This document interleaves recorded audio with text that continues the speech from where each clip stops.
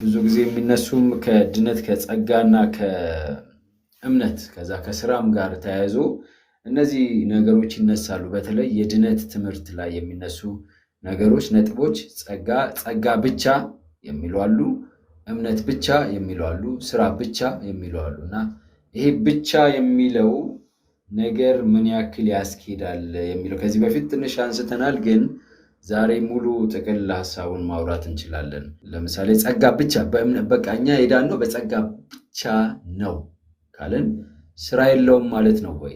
እኛ የዳነው ደግሞ ምንድነው ደግሞ ስራን በመስራት ነው ግን በመጠበቅ ነው የሚልስ ካለ ደግሞ ጸጋ ሳያስፈልገውም ወይ? ሁለቱ የተጣረሱ ይመስላሉ። አሁን ጸጋ ብቻ የሚሉ አሉ፣ ስራን ብቻ የሚሉት ደግሞ አሉ።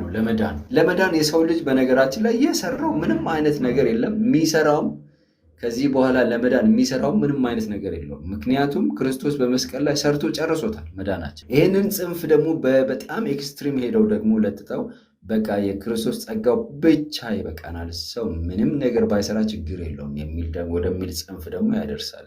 መጽሐፍ ቅዱስ ባላንስ አድርጎ ያስቀምጥልናል። እነዛን እንዴት ማየት እንችላለን? ጸጋ፣ እምነት፣ ስራ ባይንድድ ናቸው፣ ፓክድ ናቸው። ማወቅ ያስፈልጋል። ይህንን በደንብ አድርጎ ማወቅ ያስፈልጋል እና ቲቶ ምዕራፍ 2 ቁጥር 11 ላይ ሄደን ስናነብ ሰዎቹን ሁሉ የሚያድን የእግዚአብሔር ጸጋ ተገልጧልና ይላል። የእግዚአብሔር ጸጋ ተገልጧልና ይህም ጸጋ ኃጢአተኛነትንና ዓለማዊ ምኞትን ክደን ነው የሚለው። በደንብ እናስተውል። እዚህ ጋር ጸጋው ኃጢአተኛነትንና ዓለማዊነትን እንድንክድ ነው የሚፈልገው። ስለዚህ ኃጢአተኛነትንና ዓለማዊነትን ለመካድ እዛች ጋር እኛ የምንሰራው ስራ አለ ማለት ነው። የምንሰራው ስራ አለ። በነገራችን ላይ መለኮትና ሰብአዊነት በአንድ ላይ ነው የሚሰሩት። እግዚአብሔር ከኛ አቅም በላይ የሆነውን የሚሰራ ነው።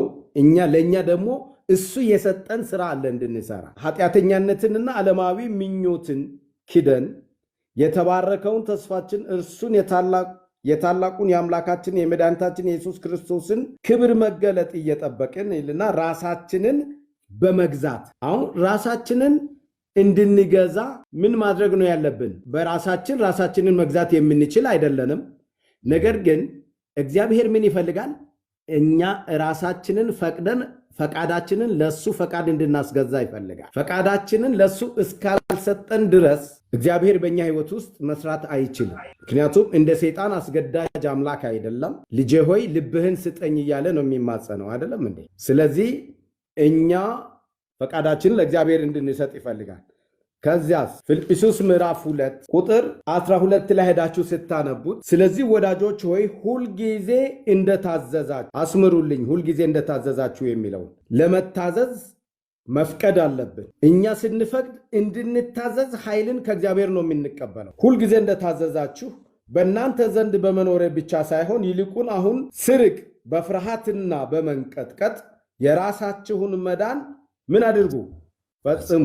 ጳውሎስ ሲናገር ሁልጊዜ እንደታዘዛችሁ በእናንተ ዘንድ በመኖሬ ብቻ ሳይሆን ይልቁን አሁን ስርቅ በፍርሃትና በመንቀጥቀጥ የራሳችሁን መዳን ፈጽሙ ይልና ቁጥር 13 ላይ ስለ በጎ ፈቃዱ መፈለግንም ማድረግንም በእናንተ የሚሰራ እግዚአብሔር ነውና ይላል። ኦኬ። ከላይ እንድታዘዙ የፊልጵስዩስ ሰዎች እንድታዘዙ ለፊልጵስዩስ ሰዎች የተጻፈው እስከ ዓለም መጨረሻ ላሉት ጭምር ነው፣ ለእኛም ጭምር። ስለዚህ በፍርሃትና በመንቀጥቀጥ መዳናችንን እንድንፈጽም ተጠይቀናል። መዳናችንን ለመፈጸም እኛ ፈቃዳችንን ለእግዚአብሔር ፈቃድ ማስገዛት አለብን። ይህንንም ያዕቆብ እንዲህ በማለት ይገልጸዋል። ያዕቆብ ምዕራፍ 1 ቁጥር 21 ላይ ሄዳችሁ ስታነቡ ስለዚህ ርኩሰትን ሁሉ የክፋትንም ትርፍ አስወግዳችሁ ነፍሳችሁን ማዳን የሚችለውን በውስጣችሁ የተተከለውን ቃል በየዋህነት ተቀበሉ። ቃሉን በየዋህነት የምንቀበለው ለምንድን ነው? ለመታዘዝ ነው። ማወቅ ያስፈልጋል። ከዛ ቀጥሎስ 22 ላይ እንዲህ ይላል፣ ቃሉን የምታደርጉ ሁኑ እንጂ ራሳችሁን እያሳታችሁ የምትሰሙ ብቻ አትሁኑ። በደንብ እናስተውል። ራሳችሁን እያሳታችሁ የምትሰሙ ብቻ አትሁኑ። 1:23 ላይ ሄዳችሁ ስታነቡ ያዕቆብ ቃሉን የሚሰማ የማያደርገውም ቢኖር የተፈጥሮ ፊቱን በመስታወት የሚያይን ሰው ይመስላል፣ ራሱን አይቶ ይሄዳልና ወዲያውም እንደምን እንደሆነ ይረሳል አለ። ቁጥር 25 ላይ ነገር ግን ነፃ የሚያወጣውን ፍጹሙን ሕግ ተመልክቶ የሚጸናበት እናስተውል። ነፃ የሚያወጣውን ነው የሚለው። ነፃ የሚያወጣውን ፍጹሙን ሕግ ተመልክቶ የሚጸና ስራንም የሚሰራ እንጂ ሰምቶ የሚረሳ ያልሆነው በስራው የተባረከ ነው አለ። እምነት፣ ጸጋና ስራ እንዴት እንደሚያያዙ ማየት በደንብ ማስተዋል አለብን። የእግዚአብሔር ጸጋ ኃጢአተኛነትንና ዓለማዊ ምኞትን ክደን የተባረከውን ተስፋችንን ክርስቶስን ስንጠብቅ በጽድቅ እና እግዚአብሔርን በመፍራት እንድንኖር ነው የተጠራ ነው። ያ ዓለማዊ ምኞትን በመካድ በጽድቅ መኖር ማለት ደግሞ ለእግዚአብሔር ቃል መታዘዝን ነው የሚያመጣው። ይሄ ለእግዚአብሔር ቃል መታዘዝን ያዕቆብ ሲናገር ፍጹሙን ሕግ ነገር ግን ነፃ የሚያወጣውን ፍጹሙን ሕግ ተመልክቶ የሚጸናበት ስራንም የሚሰራ እንጂ ሰምቶ የሚረሳ ያልሆነ በስራው የተባረከ ነው አለ። አሁን የእግዚአብሔርን ቃል ሰምቶ የሚኖር ሰው ስራን የሚሰራ እንጂ ሰምቶ የሚረሳ ያልሆነ ሰው በስራው የተባረከ ነው አለ። አሁን እምነትንስ ከዚህ ጋር እንዴት አድርገን ሊንክ እናድርገው? ሮሜ ምዕራፍ 10 እንሂድ። ቁጥር 17 ላይ ሄዳችሁ ስታነቡ ምን ይላል? እንግዲያስ ይላል እንግዲያስ እምነት ከመስማት ነው ይላል። በደንብ አስተውሉ። የእግዚአብሔርን ቃል ሳይሰሙ እምነት አይኖርም። እምነት ከመስማት ነው ይልና መስማትም ከምንድን ነው? በእግዚአብሔር ቃል ነው። ከእግዚአብሔር ቃል ነው መስማት። ከእግዚአብሔር ቃል የሰማ ሰው የእግዚአብሔርን ቃል እንዲኖር ይጠይቃል። እግዚአብሔር የእግዚአብሔርን ቃል እንዲኖር ነው የሚጠይቀው። እስራኤልን እንዲህ በማለት ይገልጻል። ዕብራውያን ምዕራፍ 3 ሄደን ስንመለከት እንዲህ በማለት ይገልጻል። ቁጥር 3:17 ላይ ሰምተው ቃሉን ማለት ነው ሰምተው ያስመረሩት እነማን ነበሩ ይላል። የእግዚአብሔርን ቃል ሰምተው ያስመረሩት እነማን ነበሩ ይልና በሙሴ ተመርተው ከግብፅ የወጡ ሁሉ አይደሉምን ይልና ቁጥር 17 40 ዓመትም የተቆጣባቸው እነማን ነበሩ? ሬሳቸውን በምድረ በዳ የወደቁ ኃጢአትን ያደረጉ እነርሱ አይደሉምን ይልና ቁጥር 18 ላይ ካልታዘዙት በቀር ወደ ዕረፍቱ እንዳይገቡ የማለባቸው እነማን ነበሩ ብሎ ይጠይቅና ባለማመናቸው ጠንቅ ሊገቡ እንዳልተቻላቸው እናያለንና እምነት ከመስማት ከሆነ መስማትም ከእግዚአብሔር ቃል ከሆነ የእግዚአብሔርን ቃል ሰምተው እንዲታዘዙ ቃሉን ሰምቶ የሚታዘዝ ወይም ፍጹሙን ሕግ የተመለከተ ስራን የሚሰራ እንጂ ሰምቶ የሚረሳ ያልሆነ በስራው የተባረከ ከሆነ እምነት፣ ጸጋና ስራ የተያያዙ ናቸው። እንደ ሰንሰለት ባይንድድ ናቸው። የሚቃረኑ አይደሉም። ነገር ግን አንድ ነገር ማወቅ ያለብን ምንድን ነው? እኛ በሰራነው ስራ አይደለም የምንድነው። የእኛ ስራ በኢሳይያስ 64:3 እና 4 ሄዳችሁ ስታነቡ የመርገም ጨርቅ ነው። የእኛ ጽድቅ የመርገም ጨርቅ ነው። ስለዚህ የክርስቶስን ጽድቅ የኔ ጽድቅ የማደርገው በእምነት ክርስቶስን ተቀብዬ የክርስቶስን ዱካ ሲከተል ነው። በእምነት የክርስቶስን ጽድቅ እቀበላለሁ። በክርስቶስ ኢየሱስ ሳምን ከዛ በኋላ ቃሉን ሲቀበል ቃሉን ለመኖር ሲወስን፣ በነገራችን ላይ የክርስቶስን ጽድቅ ነው በእምነት እየተቀበልኩ ያለሁት እንጂ የራስን ጽድቅ አይደለም። ጌታ ኢየሱስ ክርስቶስ ምን አለ? ዮሐንስ ወንጌል ምዕራፍ 14 ቁጥር 15 ሄደን ስናነብ ብትወዱኝ ትእዛዜን ጠብቁ፣ ብትወዱኝ ትእዛዜን ጠብቁ ይላል። ቁጥር 21 ላይ ሄደን ስናነብ 14:21 ላይ ትእዛዜ በእርሱ ዘንድ ያለችው የሚጠብቃትም የሚወደኝ እርሱ ነው፣ የሚወደኝንም አባቴ ይወደዋል፣ እኔም እወደዋለሁ፣ ራሴን እገልጥለታለሁ ነው የሚለው። እንግዲህ እዚህ ጋር ነው ዋናው። ክርስቶስ ራሱን የሚገልጥለት ሰው ማን ነው? የእሱን ጽድቅ በእምነት ተቀብሎ የእሱን ጽድቅ ለመኖር ኃይል ከሱ ተቀብሎ በእርሱ ጽድቅ የሚመላለስ ሰው። ጽድቅ ማለት ደግሞ በዘዳግም ምዕራፍ 6 ቁጥር 25 ሄዳችሁ ስታነቡ መጽሐፍ ቅዱስ ራሱ ይተረጉመዋል ጽድቅ ምን እንደሆነ። አምላካችን እግዚአብሔር ያዘዘንን ይህንን ትእዛዙን ብንጠብቅ ለእኛ ጽድቅ ይሆንልናል ነው የሚለው ዘዳግም ምዕራፍ 6 ቁጥር 25 ላይ። ስለዚህ ክርስቶስ ያስተማረንን ክርስቶስ ያዘዘንን ትእዛዙን ስንኖር ስንፈጽም በሕይወታችን ለእኛ ምን ይሆንልናል?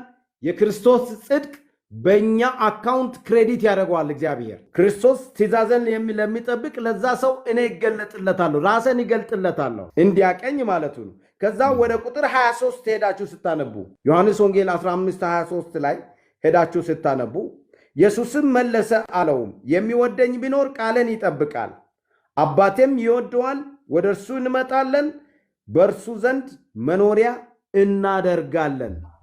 እንግዲህ እግዚአብሔር አብና እግዚአብሔር ወልድ መጥተው መኖሪያ የሚያደርጉት ሰው ክርስቶስን በእምነት ተቀብሎ የክርስቶስን አስተምሮ የክርስቶስን ትእዛዝ ሁሉ በሕይወቱ ለመኖር ወስኖ ከእግዚአብሔር ኃይልን የሚጠይቀውን ሰው ያ ሰው እግዚአብሔር አብና ወልድ ወደሱ መጥተው መኖሪያቸው ያደርጉታል።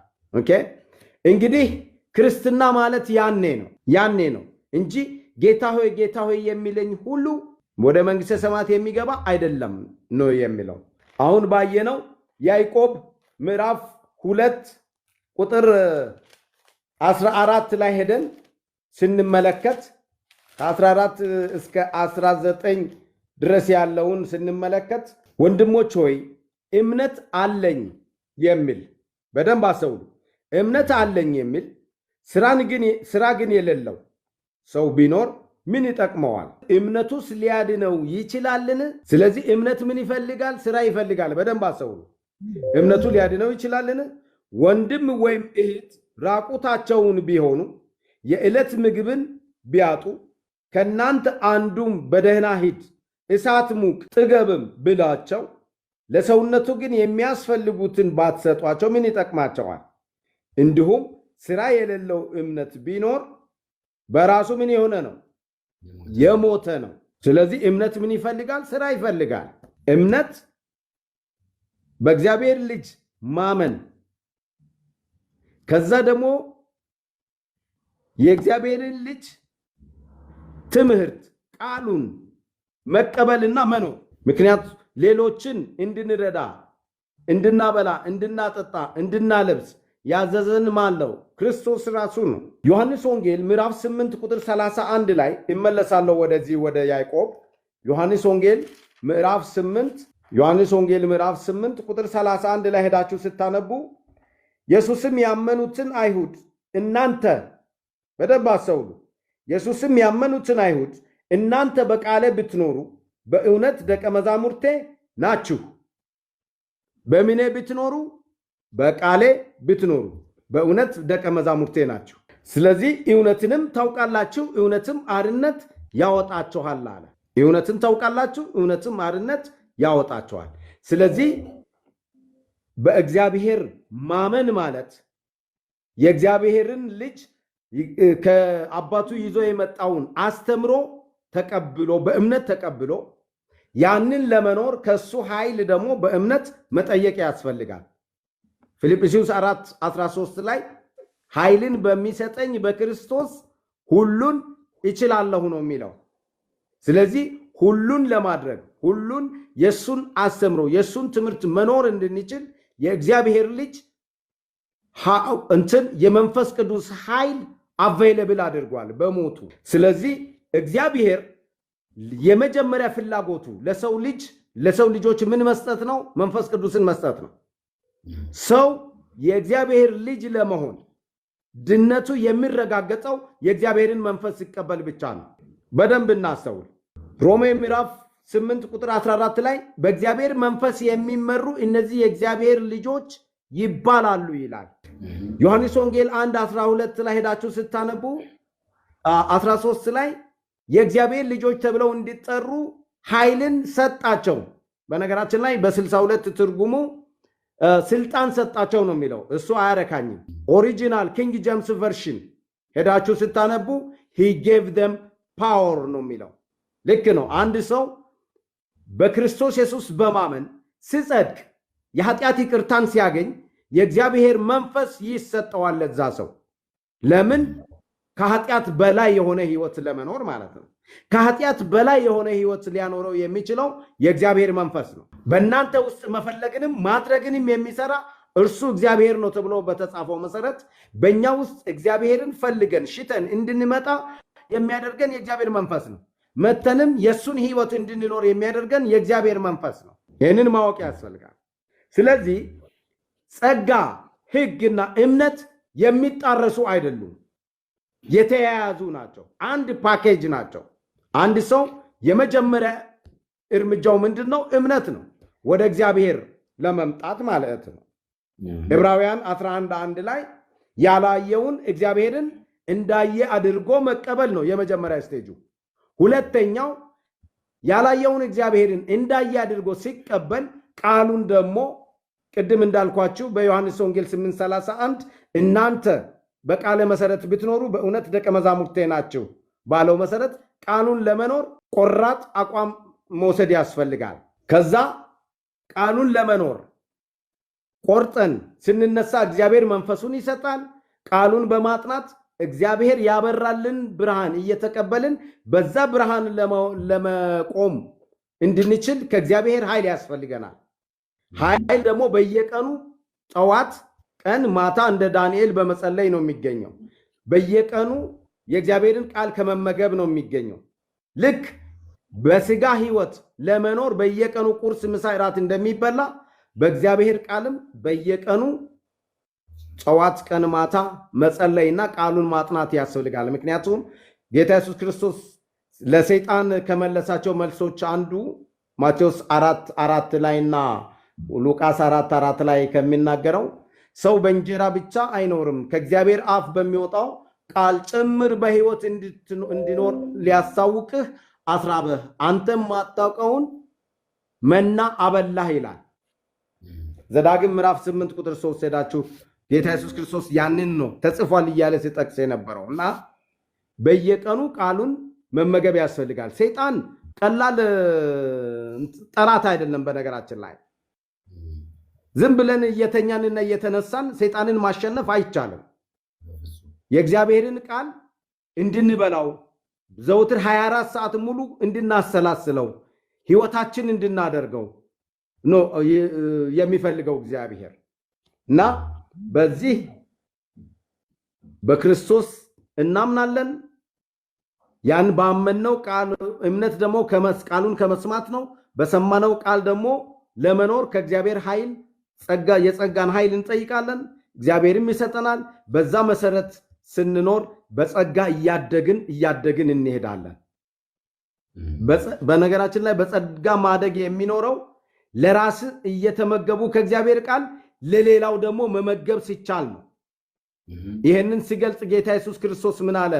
በዮሐንስ ወንጌል 7:37 ማንም የተጠማ ቢኖር ወደ እኔ ይምጣ፣ ከሕይወት ውሃም ይውሰድ ይጠጣ፣ እርሱ ራሱ ከሆዱ የሕይወት ወንዝ ይፈልቃል በማለት ከክርስቶስ የተማረ ከክርስቶስ የሕይወት ምንጭ የጠጣ ሁሉ ለሌሎች ደግሞ እርሱ ራሱ የሕይወት ምንጭ እንደሚሆን ልክ 2 ቆሮንቶስ 5:17 ላይ እግዚአብሔር ከሱ ጋር አስታርቆን እኛን ደግሞ ለሌሎች ዓለምን ከሱ ጋር እንድናስታርቅ አስታራቂዎች አድርጎ እንደሾመን ይህንን ልምምድ በቃሉ መሰረት ስንሄድ በጸጋ እያደግን እንሄዳለን እና እምነት፣ ጸጋና ስራ ባይንድድ ናቸው፣ የሚለያዩ አይደሉም። ለይቶ የሚያይ ካለ በጠላት የተታለለ ነው። ይሄንን ማወቅ ያስፈልጋል። ጸጋ ምንድነው? የመዳናችን የተረጋገጠው በምንድነው? ሰው ለመዳን ምን ያስፈልገዋል? የሚሉ ሐሳቦች ናቸው ዛሬ የተነሱት። ካላስተዋልናቸው መስለው ተመሳስለው ብዙ ህዝብ የሚወስዱ ጥንቃቄ የሚያስፈልገው ትምህርት ስለሆነ ምናልባት እዚህ ሐሳብ ላይ ጥያቄ ያለው ሰው ካለ ማንሳት ይችላል። የዛሬውን ከዛ በዚሁ እንፈጽምና የሚቀጥለውን በዚሁ ሐሳብ ደግሞ እንቀጥላለን ማለት ነው። ክፍል 2 ነው። ጸጋ ይብዛላችሁ፣ ተባረኩ። መልካም አዳር፣ መልካም ሰንበት ለሁላችሁም እመኛለሁኝ። ጸሎት አድርገን እንጨርሳለን። ስለነበረን ጊዜ ሁሉ እግዚአብሔር የተመሰገነ ይሁን። እንጸልይ። በዘላለማዊ ዙፋን ላይ ተከብረህና ተፈርተህ የምትኖር ቅዱስና ማሪ የሆንክ እግዚአብሔር አባታችን ሆይ ስለዚህ ጊዜና እግዚአብሔር ከቃልህ ብርሃን እንድናየው በቃልህ ዙሪያ ደግሞ እንድንወያይ እድል ስለሰጠን ስላስተማርከን ከኛ ጋር ስላለህ እህቶችን ወንድሞችን በዚህ ስፍራ ስለሰበሰብከን እናመሰግናለን። ስም የተመሰገነ ይሁን። ጌታ ሆይ እኛ በድካማችን አሊያም በስራችን ሳይሆን የምንድነው በአንተ ጸጋ አንተ በሰጠህን በመስቀል ላይ ባሳየው ፍቅርህ ነውና ያንን በማስተዋል እንደ ሐሳብህ እንደ ቃልህ ደግሞ መመላለስና መሮጥ መኖር እንድንችል ዘንድ ጸጋህን አብዛልን። በዚህ ስፍራ ያስተማሩትን ወገኖችን የሰሙትን የሰመንን እያንዳንዳችንን በጸጋህ እንድታትመን እንደ ቃልህ እንደ ሐሳብህ እንድታትመን እግዚአብሔር በመጨረሻ በፊትህ የምንገኝ ሰዎች እንድታደርገን ዘንድ ነው ጸልያለሁ። መልካም ፈቃድ ይሁን። ዳግም በዚህ ስፍራ እስክንገናኝ ከሁላችን ጋር ያንተ መንፈስ ይሁን። ስላስተማርከን እናመሰግናለን። በሰላም ስላዋልከን ከፍ በል። ይህንን ምሽት ባርክልን፣ ጸጋህ ይብዛልን። በጌታ በኢየሱስ ስም አሜን። አሜን። እግዚአብሔር ይባርካችሁ። እግዚአብሔር ይባርክሽ። እግዚአብሔር ይባርካችሁ። አሜን። እጅጋየሁ እግዚአብሔር ይባርክሽ። ሁላችሁም በጌታ ጸጋ ተባረኩ። መልካም ሰንበት፣ መልካም አዳር ይሆንላችሁ። ሰላም እደሩ።